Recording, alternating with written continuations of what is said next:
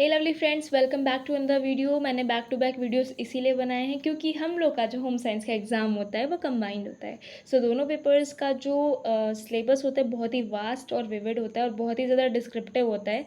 इसीलिए मैंने अपने फ्रेंड्स की हेल्प के लिए दोनों पेपर्स के दो सबसे इम्पॉर्टेंट क्वेश्चन हैं उनको मैंने प्रेजेंट किया। फर्स्ट ऑफ ऑल तो यहाँ पे मैं पेपर 2 क्लोथिंग कंस्ट्रक्शन का एक बहुत इंपॉर्टेंट क्वेश्चन है, principles of design in apparel designing and the elements of design in apparel designing, इसको डिस्कस करने वाली हूँ। तो पहले हम ये जान लेते हैं प्रिंसिपल होता क्या। अगर हम नॉर्मली बात करें तो प्रिंसिपल क्या होते हैं, फंडामेंटल गाइडलाइंस होती हैं जो किसी भी काम के एक बेटर आउटकम के लिए हम फॉलो करते हैं। अगर हम अपैरल डिज़ाइनिंग की बात करें तो इसमें कुछ ऐसी गाइडलाइंस होती हैं जो डिज़ाइनर को एक प्यारी सी, एक इफ़ेक्टिव, एक ब्यूटीफुल, एक एस्थेटिकली प्लीजिंग और फंक्शनल ड्रेस बनाने में हेल्प करती है। तो यहाँ पे मैंने बुलेट पॉइंट्स में आपको प्रेजेंट किया है थोड़े थोड़े डिस्क्रिप्शन के साथ। आप अपने आंसर के हिसाब से, आप अपने चॉइस के हिसाब से इसको और भी बढ़ा सकते हैं। बैकग्राउंड की कोई भी नॉइज़ आए तो आप प्लीज़ इग्नोर करिएगा और यहाँ पे फोकस बनाइए।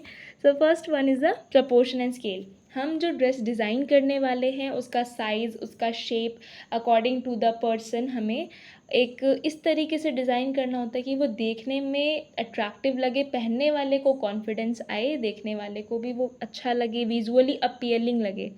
Okay, second one is a balance. Balance में क्या होता है कि आपकी ड्रेस जो होनी चाहिए वो बैलेंस्ड होनी चाहिए। फॉर एग्जांपल अगर आपकी ड्रेस सिमेट्रिकल है तो सिमेट्रिकल में आपकी ड्रेस दोनों साइड से बराबर होनी चाहिए। ये नहीं कि एक साइड से लंबी है, एक साइड से छोटी पड़ जा रही है, तो इससे जो ड्रेस का लुक है वो ख़राब आएगा। इसलिए आपको बैलेंस बनाना चाहिए। थर्ड है emphasis and focal points. For example कुछ सर्टेन ड्रेसेस ऐसी होती हैं जिसमें हम अपना जो एक अट्रैक्शन है, एक जो अटेंशन है, वो एक स्पेसिफिक रीजन में डालना चाहते हैं, एक स्पेसिफिक एरिया में डालना चाहते हैं, तो वो भी आप कर सकते हो अपनी ड्रेस की ब्यूटी को बढ़ाने के लिए। फिर आता है रिदम एंड रिपीटिशन। रिदम क्या होता है, एक कांस्टेंट फ्लो जिसमें आपका जो भी विजुअल आप डाल रहे हो अपने ड्रेसेस में वो किस रिदम से चल रहा है। रिपीटिशन मतलब कितनी बार आप अपने एलिमेंट्स अभी आप आगे जानोगे और आपको पता भी होगा, शेप्स हो गई, लाइंस हो गए, पैटर्न्स हो गए, कलर्स हो गए, कितनी बार आप उसको रिपीट कर रहे हो और किस फ्लो में रिपीट कर रहे हो। Fifth one is the unity in harmony. जो भी आप उसमें एलिमेंट्स का यूज़ कर रहे हो ऐसा ना हो कि सामने से देखने में लगे कि ज़बरदस्ती आपने एलिमेंट्स को उस ड्रेस में ऐड किया है, मतलब ज़बरदस्ती एडजस्ट किया है। आपको अपनी गारमेंट डिज़ाइन करते समय ऐसे एलिमेंट्स का यूज़ करना है जो आपस में मैचिंग हो और देखने में थोड़े अट्रैक्टिव लगें। फिर आता है कॉन्ट्रास्ट। कॉन्ट्रास्ट में क्या आता है कि डिफरेंट कलर और टेक्सचर, पैटर्न, शेप्स वगैरह का जो आप यूज़ करते हो वो मतलब थोड़ा सा डिफरेंसेस होने चाहिए ताकि सामने से देख के थोड़ा सा एक एक्साइटमेंट टाइप की हो, एक अट्रैक्शन टाइप का हो और थोड़ा सा एक स्पेशल मतलब जानने की इच्छा हो या फिर एक लुक जो आ रहा है सामने से उससे नज़र ही ना हटे बेसिकली।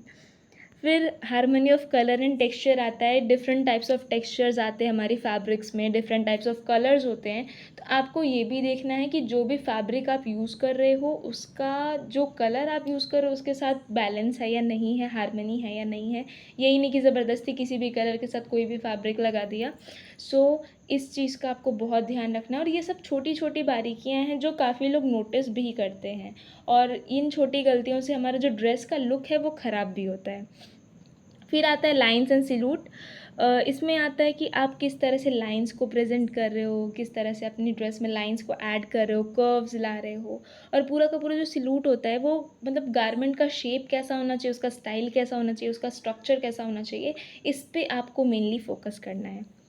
इसके बाद आता है डिटेल्स एंड एक्सेंट्स। इसमें क्या आता है कि आप बहुत सारे कॉन्ट्रास्टिंग एलिमेंट्स को यूज़ कर सकते हो गारमेंट की डिज़ाइन को एनहांस करने के लिए और नया अट्रैक्टिवनेस लाने के लिए।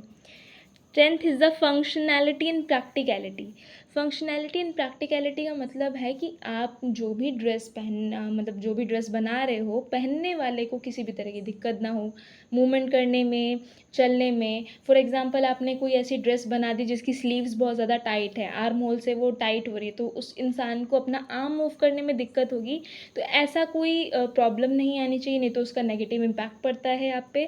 तो इसीलिए आपको ड्रेस फंक्शनल बनाने चाहिए और प्रैक्टिकलिटी पे फोकस करना चाहिए कि जब वो पहन वेयरर होगा उसको कोई दिक्कत ना हो। And last point is the simplicity and minimalism. Simplicity और मिनिमलिज्म में हम सिंपली ये कह सकते हैं कि आप जो भी ड्रेस बना रहे हो उससे एक मैसेज कॉन्वे हो। मैसेज कॉन्वे करने का मतलब क्या है कि एक सर्टेन टाइप ऑफ वाइब आपकी ड्रेस में से आनी चाहिए, एक certain type of positivity, happiness, जो भी आप डिपिक्ट करना चाहते हो अपने कलर्स और बाकी एलिमेंट्स का यूज़ करके, तो वो डिपिक्ट होना चाहिए। और थोड़ा सा सिंप्लिसिटी होनी चाहिए, मतलब कि बहुत ही नॉर्मली प्यारे से ढंग से जो भी आपका है वो प्रेजेंट होना चाहिए एलिमेंट्स का। ओके, एक और पॉइंट है, sorry. Proper proportion for the body. Proportions मतलब जो भी आप ले रहे हो ड्रेसेस, आपको बॉडी शेप के हिसाब से लेना है ताकि पहनने वाले को किसी भी तरह की दिक्कत ना हो। अगर पतला इंसान है तो उसकी फिटिंग के अकॉर्डिंग, मोटा इंसान है तो उसकी फिटिंग के अकॉर्डिंग। अब ये ऐसा तो नहीं कि पतला है तो उसके लिए आप बहुत ज़्यादा लूज़ कर दो, तो फिर थोड़ा सा उसको भी कॉन्फिडेंस नहीं आएगा और देखने में भी वो अच्छा नहीं लगेगा। सो आपको इन पॉइंट्स पे फोकस करना होता है। ये थे principles of design. I hope आपको अच्छे से समझ आ गए होंगे। Next is the element of design. Okay, elements क्या होते हैं कि छोटे छोटे, हम कह सकते हैं बिल्डिंग ब्लॉक्स होते हैं, यानी कि छोटी छोटी वो चीज़ें होती हैं जो किसी भी आर्टिस्ट के थ्रू यूज़ की जाती हैं। आर्टिस्ट उसको यूज़ करता है अपनी आर्टवर्क को, अपना जो प्रोडक्ट है उसको और भी इफ़ेक्टिव और भी क्रिएटिव दिखाने के लिए। एलिमेंट्स हर तरह के होते हैं, ड्राइंग में भी होते हैं, तो इस तरह से हमारे अपैरल डिज़ाइनिंग में भी एलिमेंट्स हैं और ऑलमोस्ट ये सिमिलर ही हैं। सो फैशन डिज़ाइन में इनका बहुत अपना एक रोल होता है, कुछ नेम्स हैं यहाँ पे, और ये आप देख सकते हो कि elements like colour can also influence the mood और feeling when looking at certain pieces. जो भी एलिमेंट्स होते हैं, आप जो भी ड्रेस में एलिमेंट्स देखोगे, हर एलिमेंट का अपना एक इम्पैक्ट पड़ता है, अपना एक सर्टेन उसमें से वाइब आती है। तो एज अभी हमने प्रिंसिपल्स में डिस्कस किया था कि जो भी एलिमेंट्स आप डाल रहे हो दैट मस्ट बी, मतलब बहुत सोच समझ कर और बहुत ही एक क्रिएटिव ढंग से ऐड करना होता है ताकि उसका कोई नेगेटिव इम्पैक्ट ना पड़े। सो इसमें हम डिस्कस कर सकते हैं lines, shape, space, form, colour, value, texture and dots. और धीरे धीरे वही बुलेट पॉइंट्स को मैंने थोड़ा सा डिस्क्राइब कर दिया है। तो लाइंस क्या होती हैं, जैसे सिलूट में हमने डिस्कस किया था कि लाइंस इन्फ्लुएंस करते हैं विजुअल फ्लो और स्टाइल ऑफ द गारमेंट को। जैसे मान लीजिए आपका कोई पर्सन है और वो पतला है या फिर छोटा है, लाइक स्टाउट है और छोटा है, गठीला शरीर है और छोटा है। अगर उसको लंबा दिखाना, पतला दिखाना, तो आप वर्टिकल लाइंस का यूज़ कर सकते हो। तो ये इफ़ेक्ट है लाइन का जो आपकी ड्रेस में कुछ चेंजेस लाता है। उसी तरह से अगर आप लंबे इंसान को थोड़ा मोटा दिखाना चाहते हो तो आप हॉरिजॉन्टल लाइंस का यूज़ कर सकते हो, या फिर मीडियम बॉडी वालों को अगर आप नॉर्मल दिखाना चाहते हो तो आप डायगोनल लाइंस का यूज़ कर सकते हो। ये था ऑल अबाउट लाइन। इसके बाद आता है शेप एंड सिलूट। शेप जो भी गारमेंट की है बहुत सोच समझ कर हमको डिज़ाइन करनी होती है as per the body shape of the person and as per it's requirements या फिर उनकी प्रेफरेंसेस के हिसाब से। फिर थर्ड आता है कलर। जो भी कलर आप यूज़ कर रहे हो वो स्किन टोन के हिसाब से होना चाहिए और हर कलर का अपना एक इफ़ेक्ट होता है ह्यूमन माइंड पे, सामने वाले के ऊपर भी उसका इफ़ेक्ट पड़ता है। सो और अगर आप डिफरेंट शेड्स का यूज़ कर रहे हो तो उन शेड्स में कोऑर्डिनेशन दिखनी चाहिए, यानी ऐसा नहीं कि ज़बरदस्ती कुछ भी कलर्स घुसा दिए। उसके लिए आपने ह्यूज़ पढ़े हैं, आपने टोन्स पढ़े हैं, आपने कलर पैलेट पढ़ा हुआ है पहले से, तो आई थिंक ये आपको क्लियर होगा। टेक्सचर की बात करें तो फैब्रिक का जो टेक्सचर होता है वो दूर से भी विजिबल होता है और पहनने वाले को तो वो फील भी होता है। तो टेक्सचर जो होता है बहुत इंपॉर्टेंट रोल प्ले करता है आपका गारमेंट स्टाइलिंग में। तो टेक्सचर का भी हमें ध्यान रखना चाहिए कि फैब्रिक का टेक्सचर कैसा है। उसके बाद आता है पैटर्न। पैटर्न क्या होता है कि कोई भी डिज़ाइन जो आप, कोई भी मान लीजिए एक फ्लावर है, फ्लावर का आप बार बार उसको रिपीटेड ड्रॉ कर रहे हो, आप बना रहे हो, तो दैट इज़ अ पैटर्न। जब कोई भी मोटिव आप यूज़ कर रहे हो, डिज़ाइन यूज़ कर रहे हो, कोई शेप को आप बार बार कहीं ऐड कर रहे हो, तो वो आप पैटर्न क्रिएट कर रहे हो। तो पैटर्न्स भी हमें बहुत सोच समझ कर एस्थेटिकली अपीलिंग बनाने चाहिए ताकि ड्रेस का जो एक मोटो है, जो एक वाइब है वो मेंटेन रहे और वो थोड़ा सा अपीलिंग लगे। फिर आता है स्पेस। स्पेस में जो भी एलिमेंट्स को आप यूज़ कर रहे हो अपने गारमेंट में, तो उसमें प्रॉपर स्पेसिंग देनी चाहिए, चाहे वो ऑक्यूपाइड हो चाहे वो अनऑक्यूपाइड हो, तो वो भी इफ़ेक्ट करता है आपकी ड्रेस को। After that the form. Form का मतलब है कि आप किस तरह से उस ड्रेस को क्रिएट कर रहे हो, 2 डायमेंशनल, 3 डायमेंशनल, यानी कि डिफरेंट एंगल से देखने पर वो ड्रेस कैसी लगेगी। इसके बाद आता है साइज़ एंड स्केल।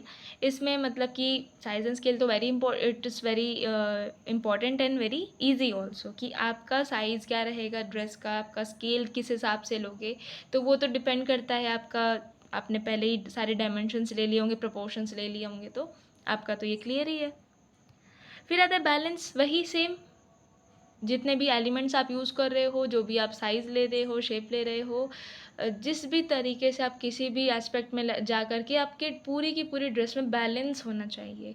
एक मतलब दूर से देखने में वो आईज़ को सूद भी करना चाहिए। अब आपका ड्रेस जो है वो अनबैलेंस्ड रहेगा, तो सामने से देखने में भी वो अजीब लगेगा। तो हर चीज़ जो भी आप एलिमेंट्स यूज़ कर रहे हो प्लस जो आउटर अपीयरेंस है ड्रेस का, वो पूरी बैलेंस्ड होनी चाहिए। कॉन्ट्रास्ट की बात करें तो हम अलग अलग difference of colour, texture, design का यूज़ कर सकते हैं एक विजुअल इंटरेस्ट बनाने के लिए, स्पेसिफिक एरियाज़ को हाईलाइट करने के लिए। ओके, फिर आता है एम्फेसिस एंड फोकल पॉइंट्स। ये शायद मैंने पहले भी डिस्कस कर दिया था कि किसी भी एक पर्टिकुलर एरिया पे आप फोकस कर सकते हो एक अपीलिंग लुक देने के लिए। जैसे कि ये मोस्टली विमेन गाउन्स में यूज़ किया जाता है। फॉर एग्जांपल आपके वेस्ट एरिया को हाईलाइट करने के लिए या बैक एरिया को हाईलाइट करने के लिए हम इसका यूज़ करते हैं।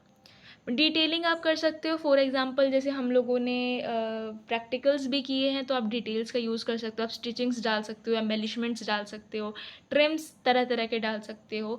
तो उससे क्या होता है कि थोड़ा सा डिफरेंसेस आते हैं गारमेंट में और थोड़ी सी उनको डिटेलिंग मिलती है, थोड़ा सा और लुक इन्हेंस होता है। तो अगर आप इन एलिमेंट्स को अच्छे से समझ लो, मास्टर कर लो और अच्छा यूज़ करना सीख जाओ, तो आप बहुत अच्छा गारमेंट क्रिएट कर सकते हो, जो कि विजुअली अपीलिंग होगा, फंक्शनल होगा और एक क्रिएटिव विज़न के साथ मैच करेगा। आई होप कि ये आपको थोड़ा सा लंबा वीडियो था, बट आई होप आप लोगों को समझ आया होगा। मैंने सारे पॉइंट्स को बहुत ईजीली कवर करने की कोशिश की है। अगर किसी को कोई भी डाउट हो तो आप कॉमेंट सेक्शन में मुझे बता सकते हो, एंड अगर आपके पास और भी पॉइंट्स है तो आप उसको कमेंट सेक्शन में ऐड कर सकते हो। And do like, share, comment and subscribe to your friends. I hope सबका एग्ज़ाम अच्छा हो। All the very best. Thank you.